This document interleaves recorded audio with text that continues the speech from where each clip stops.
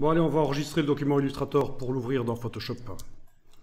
Donc, fichier enregistré sous. Je vais changer le nom ici. Je vais lui indiquer que c'est version 38 pour Photoshop. Ça, c'est juste pour m'y retrouver. Au format Illustrator.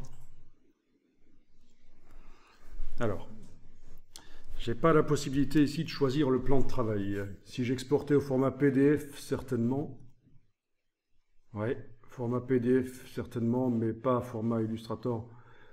On peut exporter... on va essayer en Illustrator d'abord. On va essayer en Illustrator. Honnêtement, je ne me souviens plus s'il va me donner le choix du plan de travail quand je vais l'amener dans Photoshop. On va voir. Donc au format Illustrator, enregistrer. Voilà. Vous allez ouvrir Photoshop.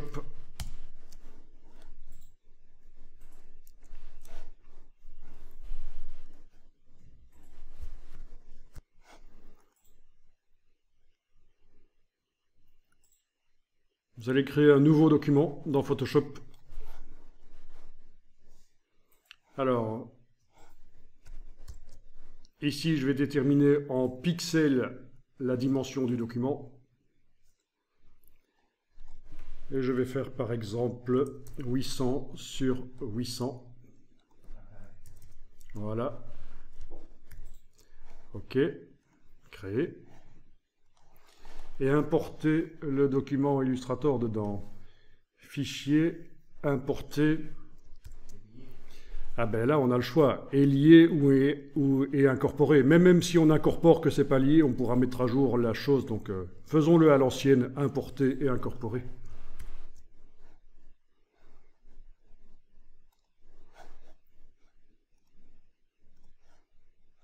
OK. Là, je me mets en affichage par liste dans la boîte.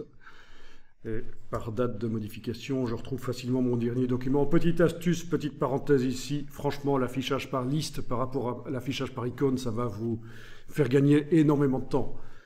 Moi, j'ai vu des gens qui perdent un temps fou à essayer de trouver leurs documents sur l'ordinateur parce qu'ils sont en affichage par icône en permanence. Donc, affichage par liste et plus particulièrement par date de modification, c'est vraiment ce que je conseille.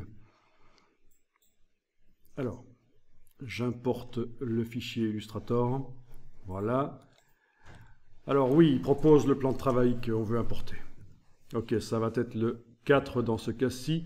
Attention, recadrer selon zone de support. Vous voyez la différence? On était en recadré selon cadre de sélection. Ça donnait ça. Si vous voulez que ça s'importe avec l'espace qu'il y avait autour de votre lettre P dans Illustrator, c'est zone de support qu'il faut choisir. OK. Le voilà. Et on valide avec le petit V. OK. Alors, au niveau des couleurs, c'est peut-être pas exactement ça. Si je vais dans Illustrator, si, ça ressemble quand même...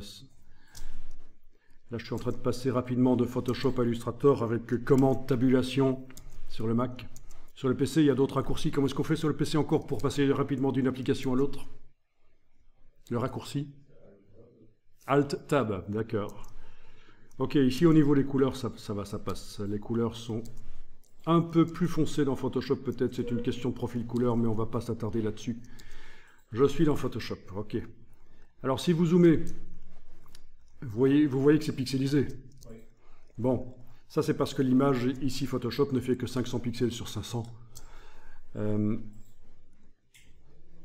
Donc on a bien un calque qui s'est créé avec les vecteurs qui sont là à l'intérieur en fait.